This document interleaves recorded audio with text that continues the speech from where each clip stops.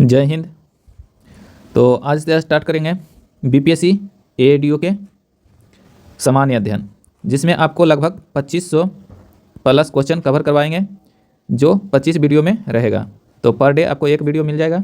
तो जो भी लोग बीपीएससी एएडीओ का तैयारी करते हैं तो सामान्य अध्ययन यहाँ से कवर कर सकते हैं। तो चलिए स्टार्ट करते हैं। तो इसमें टोटल एक वीडियो में आपको हम 100 क्वेश्चन कवर करवाएंगे। तो ऐसा ऐसा आपको 25 वीडियो आपको मिल जाएगा। तब तक अगर एग्जाम हुआ तो ठीक है, नहीं तो इसके आगे भी चलेंगे। तो चलिए स्टार्ट करते हैं क्वेश्चन नंबर 1 से। क्वेश्चन नंबर 1 है कि कुम्हरार स्थल संबंधित है, तो इसका प्राचीन कहाँ से संबंधित है? तो ये पाटलिपुत्रा से संबंधित है। तो ये पाटलिपुत्रा अभी वर्तमान में इसे पटना कहा जाता है, जो कि बिहार की राजधानी है। तो इसका खोज कब हुआ था? तो इसका खोज 1913 में हुआ था।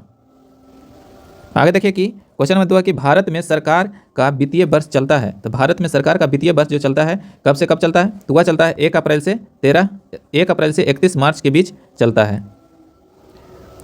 क्वेश्चन नंबर 3 देखिए कि भारतीय संविधान में संशोधन करके शिक्षा का अधिकार कब जोड़ा गया था? तो शिक्षा का अधिकार जो जोड़ा गया था 1 अप्रैल 2010 को जोड़ा गया था, जो कि 86वां संविधान संशोधन 2002 में जोड़ा गया था, याद रखिएगा। जिसमें 6 वर्ष से लेकर 14 वर्ष के बच्चे को लिए, यानी 6 वर्ष से लेकर 14 वर्ष के बच्चों के लिए शिक्षा, निःशुल्क शिक्षा अनिवार्य करना था। आगे देखिए क्वेश्चन नंबर 4 है कि किस अनुच्छेद के अनुसार भारत के राष्ट्रपति द्वारा राष्ट्रीय आपातकाल की घोषणा की जा सकती है? तो भारतीय राष्ट्रीय आपातकाल की घोषणा किस अनुच्छेद के द्वारा किया जाता है? तो वह अनुच्छेद 352 के तहत किया जाता है। क्वेश्चन नंबर 5 है कि जिस तारामंडल के तारे ध्रुव तारे की ओर संकेत करते हैं वह होता है, तो उसे कहा जाता है सप्तऋषि। आगे देखिए कि क्षेत्रफल के क्रम में भारत के 3 बड़े राज्य। तो सबसे बड़ा राज्य जो भारत का कौन सा है? तो वह है राजस्थान, दूसरा है मध्य प्रदेश, तीसरा है महाराष्ट्र। तो ऑप्शन नंबर ए हो जाएगा। क्वेश्चन नंबर 7 है कि भारत का प्रारंभिक इतिहास पुस्तक के लेखक कौन है? तो भारत के प्रारंभिक इतिहास के पुस्तक के लेखक कौन है? तो वह है B.A. स्मिथ हैं। ऑप्शन नंबर डी हो जाएगा। क्वेश्चन नंबर 8 देखिए कि बिहार प्रदेश में तेजी से विकास करने वाला उद्योग कौन सा है? तो बिहार में तेजी से विकास करने वाला उद्योग जो है क्या है? तो वह कृषि भी है और खाद भी है, डेयरी भी है यानी दूध उत्पादन भी है, और चीनी उत्पादन, यानी कि इनमें से सभी, यानी इनमें से एक से अधिक हो जाएगा। ऑप्शन नंबर ई हो जाएगा। क्वेश्चन नंबर 9 देख लेते हैं। 9 है कि बिहार में 1937 में गठित प्रथम भारतीय मंत्रिमंडल का नेतृत्व किसने किया था? तो वह क्या था? मोहम्मद यूनिस ने। करा कि बिहार में 1937 में गठित प्रथम भारतीय मंत्रिमंडल का नेतृत्व किसने किया था? तो मोहम्मद यूनिस खान ने किया था। ये भारत के प्रथम मुख्यमंत्री भी बने थे। आगे देखिए कि क्वेश्चन नंबर 10 है कि पटना लाउन का गांधी मैदान के रूप में नामांकन कब हुआ था? तो यह हुआ था भारत के स्वतंत्रता के अवसर पर हुआ था, यानी 1947 में। भारत छोड़ो आंदोलन कब हुआ था? 1942 में। जबकि चंपारण सत्याग्रह कब हुआ था? 1917 में। और साइमन आयोग विरोधी कब हुआ था? तो 1928 में, याद रखिएगा। आगे कि बिरसा को सोते हुए पकड़ा गया था। तो बिरसा मुंडा को सोते हुए पकड़ा गया था, वह गया था तो 3 मार्च 1900 को। तो ये ऑप्शन में नहीं है, तो क्या हो जाएगा? इनमें से कोई नहीं, यानी ऑप्शन नंबर ई हो जाएगा। याद रखिएगा 3 मार्च 1900 को बिरसा मुंडा को सोते हुए पकड़ा गया था। बिरसा मुंडा किस राज्य से संबंधित है? तो वह झारखंड से। कहाँ से? झारखंड से। आगे देखिए क्वेश्चन नंबर 12 है कि बिहार के चिरांद नामक पुरास्थल की प्राचीनतम संस्कृति है, तो वह कौन सा है? तो वह है नवपाषाणिक संस्कृति। तो ये कहाँ है? तो ये छपरा में है। कहाँ है? छपरा में, जो 11 किलोमीटर, यानी छपरा से 11 किलोमीटर पूरब स्थित है, यानी चिरांद सारण जिला में आता है। कहाँ आता है? तो सारण जिला में आता है। आगे देखिए क्वेश्चन नंबर 13 है कि ज्ञान दीपक नामक पुस्तक की रचना किस महान संत ने किया था? तो ज्ञान दीपक नामक पुस्तक की रचना किस महान संत ने किया था? तो वह क्या था? दरिया साहेब ने। और इन्हें दरिया दास या बिहार वाले के नाम से भी जाना जाता है। दरिया साहेब को बिहार बाले या दरिया दास के नाम से भी जाना जाता है। आगे देखिए क्वेश्चन नंबर 14 है कि बिहार में तुर्क सत्ता का वास्तविक संस्थापक कौन था? तो तुर्क सत्ता का वास्तविक संस्थापक जो माना जाता है बख्तियार खिलजी को माना जाता है। तो बख्तियार खिलजी कब आया था? तो 12वीं से 13वीं शताब्दी, याद रखेगा।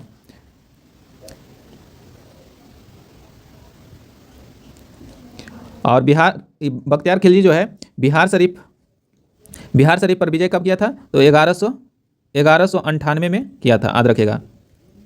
क्वेश्चन नंबर 15 है कि भारत की पहली स्वदेशी रूप से निर्मित हाइड्रोजन ईंधन सेल फेरी बोट किसका उद्घाटन मार्च 2024 में प्रधानमंत्री द्वारा किया गया है? किसके द्वारा विकसित की गई है या किसके द्वारा विकसित की गई थी?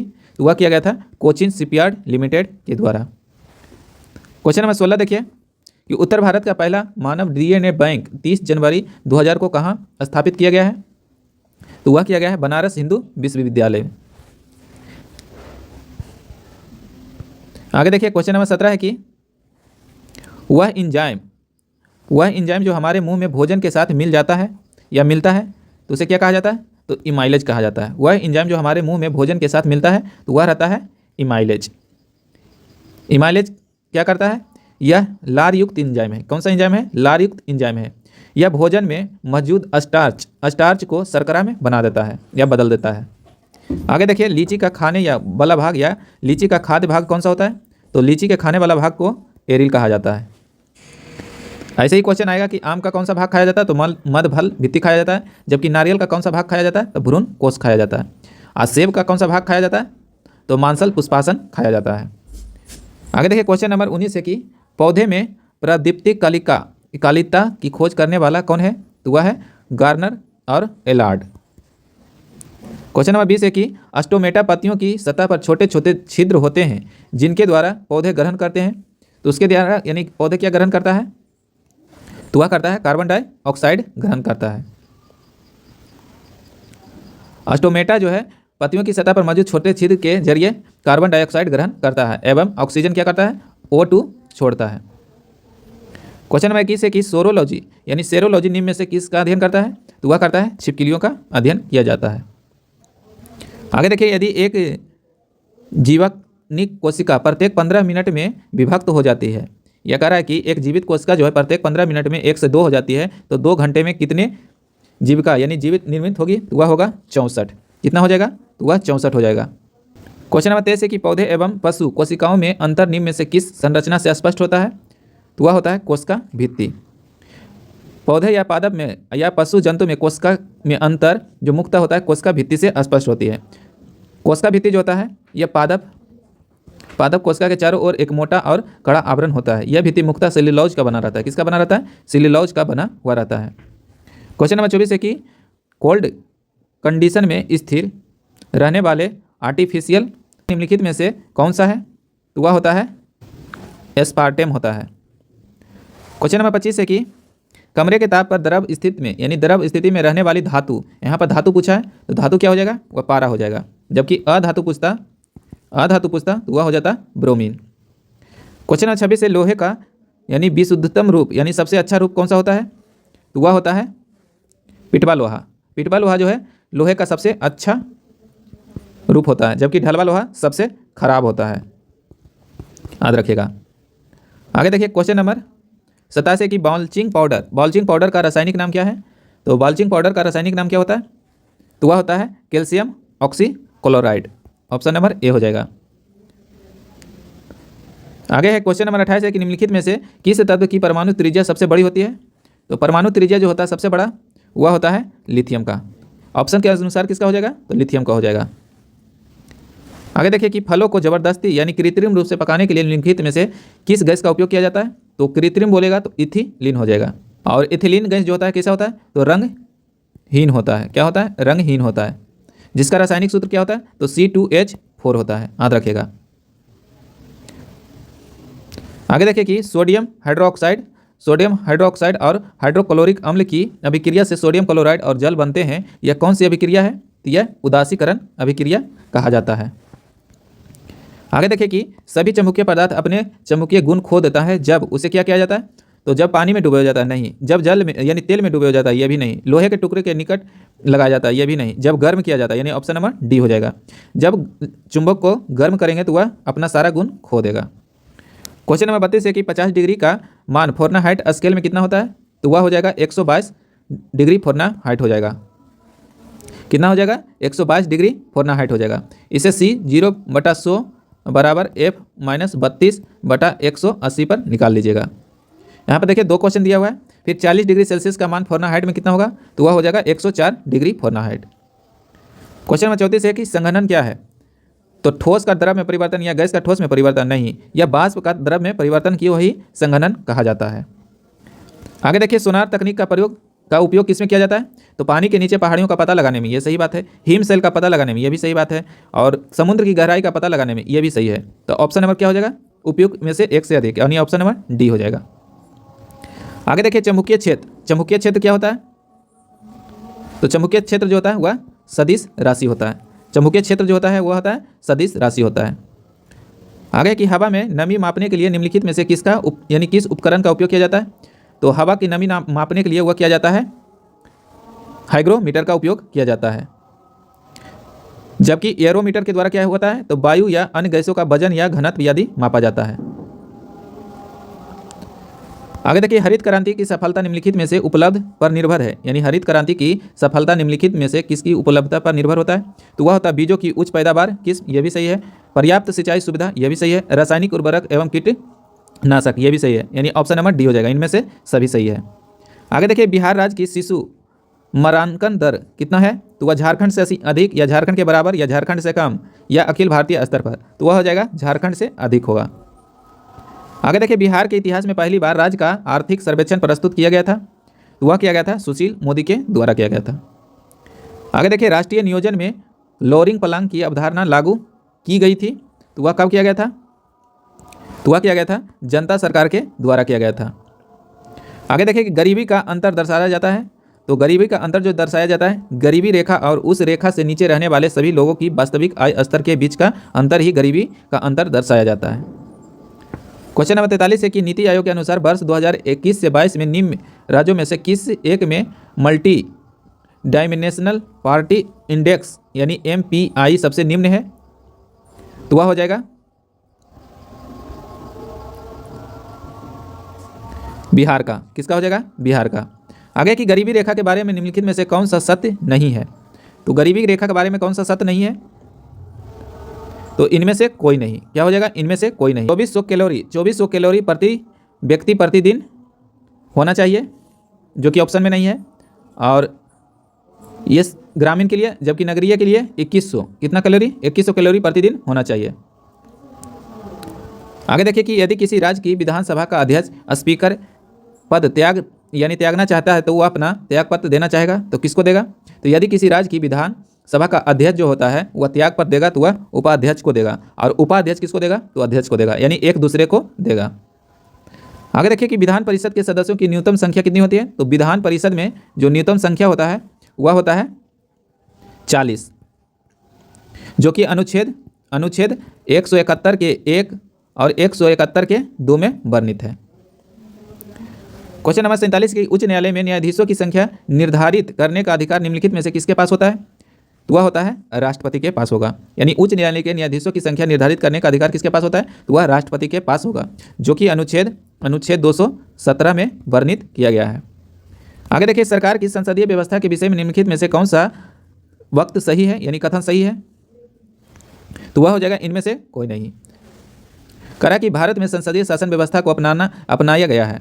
संसदीय प्रणाली में विधायक और कार्यपालिका का अलग अलग होना संभव नहीं होता है। क्वेश्चन नंबर 49 देखिए कि भारत के राष्ट्रपति की अध्यादेश जारी करने की शक्ति वह किसके पास होता है? तो वह होता है विधायी शक्ति के पास। किसके पास होता है? तो विधायी शक्ति के पास होता है। आगे की संसद को राज्य सूची में किस मामले के संबंध में कानून बनाने की शक्ति बर्दाश्त है? तो वह होता है केंद्रीय हित में। किसके हित में होता है? तो केंद्रीय हित में होता है, जो कि अनुच्छेद 249 के 1 में दिया हुआ है। आगे देखिए क्वेश्चन नंबर 51 है कि उच्चतम न्यायालय की व्यवस्था अनुसार निजी भवनों के ऊपर राष्ट्रीय झंडे को फहराना के तहत हर नागरिक को मौलिक अधिकार है। तो वह है संविधान के अनुच्छेद 19 के 1 में वर्णित है। यानी राष्ट्रीय झंडे का फहराना किस अनुच्छेद में? 19 के 1 में वर्णित किया गया है। आगे की निम्नलिखित में से कौन सा एक मानव अधिकार भारतीय संविधान के अंतर्गत मौलिक अधिकार भी है? तो मौलिक अधिकार पूछ रहा है, तो मौलिक अधिकार शिक्षा का अधिकार जो है मौलिक अधिकार है। शिक्षा का अधिकार जो है क्या है? मौलिक अधिकार है, जो कि 86वां संविधान संशोधन 2002 में जोड़ा गया है, और जो अनुच्छेद 21 के क में भी वर्णित है, जिसमें 6 वर्ष से लेकर 14 वर्ष के बच्चों के लिए निःशुल्क अनिवार्य शिक्षा उपलब्ध कराना अनिवार्य है। आगे देखिए, क्वेश्चन नंबर 53 है कि भारत के संविधान का निम्नलिखित में से कौन सा अनुच्छेद प्रेस की स्वतंत्रता से संबंधित है? तो प्रेस की स्वतंत्रता जो है वह अनुच्छेद 19 में वर्णित किया गया है। और अनुच्छेद 21 में क्या है? तो जीवन तथा व्यक्तिगत स्वतंत्रता के बारे में है। और अनुच्छेद 22 में क्या वर्णित है? तो यह कुछ मामलों में गिरफ्तारी किसमें है? तो अनुच्छेद 22 में वर्णित किया गया है। आगे की क्वेश्चन नंबर 54 है कि भारत के संविधान का कौन सा अनुच्छेद देवनागरिक लिपि में हिंदी को संघ के सरकारी भाषा के रूप में मान्यता दिया गया है? तो वह दिया गया है अनुच्छेद 343 में 343 में दिया गया है।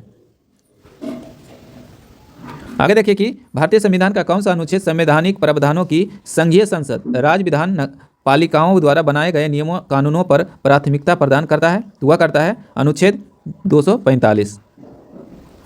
यह अनुच्छेद 245 से लेकर 255 तक वर्णित किया गया है, जो कि संघ और राज्य के बीच विधायी शक्ति के विवरण का वर्णन देता है। आगे है कि भारतीय संविधान की 8वीं अनुसूची में वर्णित है।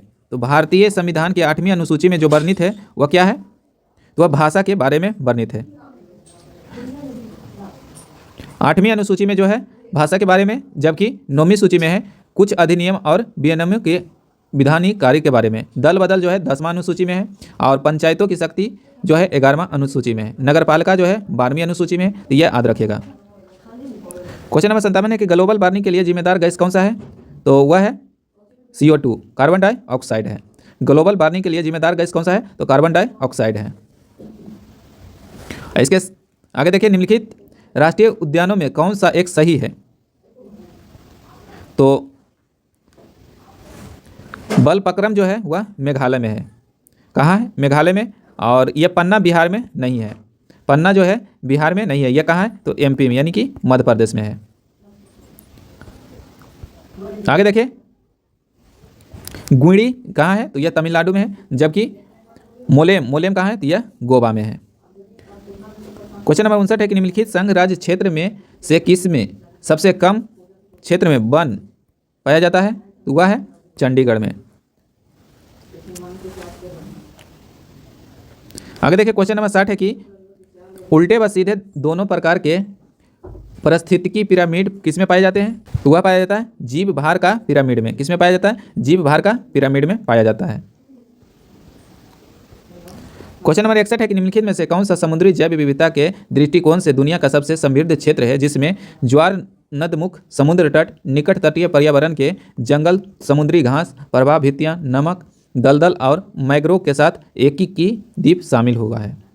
तो वह है मन्नार की खाड़ी बायोस्फीयर रिजर्व। आगे देखिए कि क्वेश्चन नंबर 62 है कि सुर्खियों बटोरने वाली लिस्बन घोषणा किस इकाई के संरक्षण से संबंधित है? तो वह है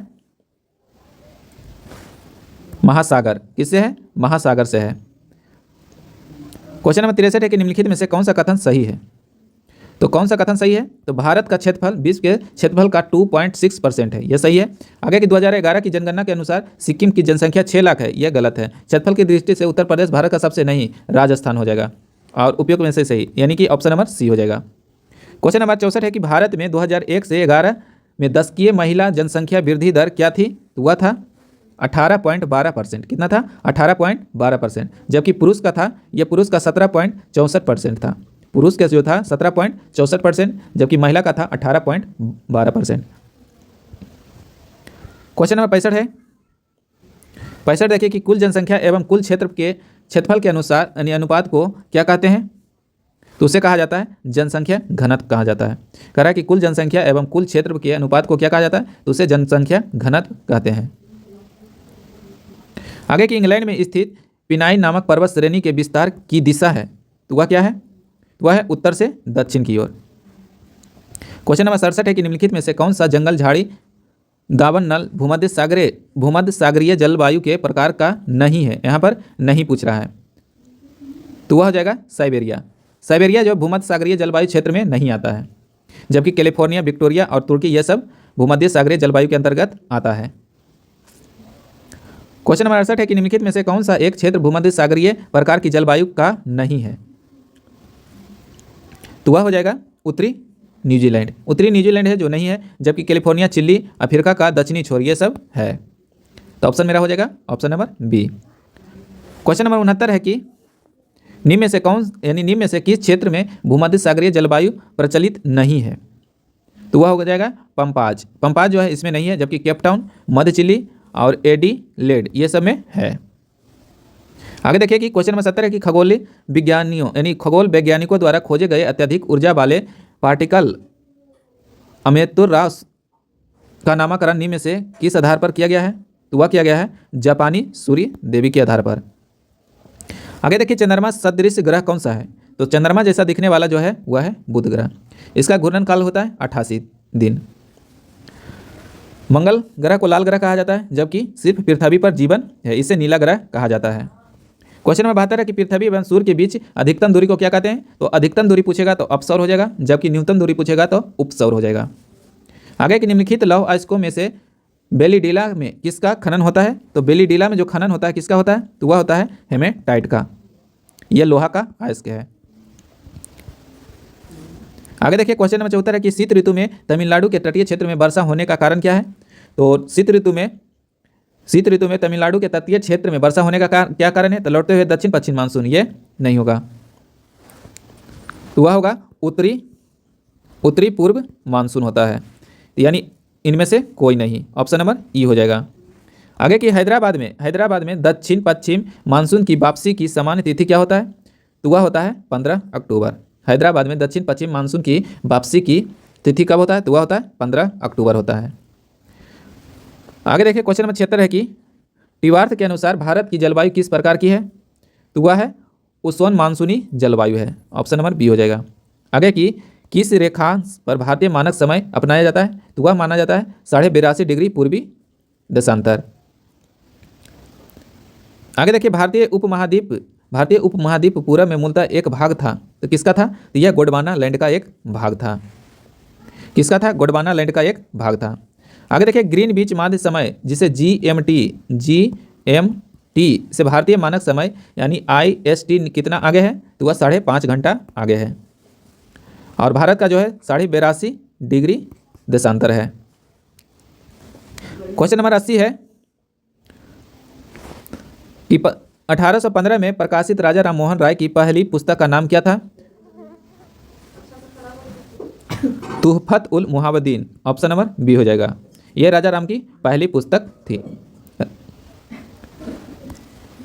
आगे देखिए दक्कन एजुकेशन सोसाइटी के संस्थापक कौन थे, तो इसके संस्थापक जो थे बाल गंगाधर तिलक थे, जिन्हें बीजी तिलक भी कहा जाता है। आगे कि अबुल कलाम आज़ाद के द्वारा किस पत्रिका को संपादित किया गया था, तो अबुल कलाम के द्वारा जो पत्रिका को संपादित किया गया था वह क्या था, तो वह था अल हिलाल। तो अल हिलाल जो था किनके द्वारा, अबुल कलाम आज़ाद के द्वारा किया गया था। आगे देखिए क्वेश्चन नंबर 83 कि इनमें से कौन सा वंदे मातरम समाचार पत्र के संपादक थे, तो वह थे अरविंद घोष थे। और इस समाचार पत्र की घोषणा कब किए थे, तो 6 अगस्त 1906 में किया गया था। किनके द्वारा, अरविंद घोष के द्वारा किया गया था। आगे देखिए क्वेश्चन नंबर 84 कि किस वर्ष लॉर्ड लिटन ने भाषाई आधार पर प्रेस की स्वतंत्रता को प्रतिबंध कर दिया था, तो वह क्या था 1878 में। आगे कि 1857 के विद्रोह के नेता कुंवर सिंह किन स्थान से संबंधित थे, तो वह थे बिहार के जगदीशपुर से। आगे देखिए 1857 के विद्रोह के समय दिल्ली का प्रभारी अंग्रेज अधिकारी कौन था, तो प्रभारी अंग्रेज अधिकारी जो था कौन था, तो वह था हडसन और निकोलसन दोनों था, यानी ऑप्शन नंबर ई हो जाएगा। इनमें से एक अधिक हो जाएगा। लेफ्टिनेंट हडसन भी था और जॉन निकोलसन भी था, यानी ऑप्शन नंबर बी और डी दोनों हो जाएगा। आगे कि इनमें से किसने 1857 के विद्रोह को धोखा दिया था, तो वह था विश्वनाथ दुबे ने। करा कि इनमें से किसने 1857 के विद्रोह में धोखा दिया था, तो वह दिया था विश्वनाथ दुबे ने दिया था। आगे देखिए कि शेरशाह की भू लगान व्यवस्था का निम्नलिखित में से किससे तुलना की जा सकती है? तो वह किया जाता है रैयतवाड़ी व्यवस्था से। किससे किया जाता है? तो रैयतवाड़ी व्यवस्था से किया जाता है।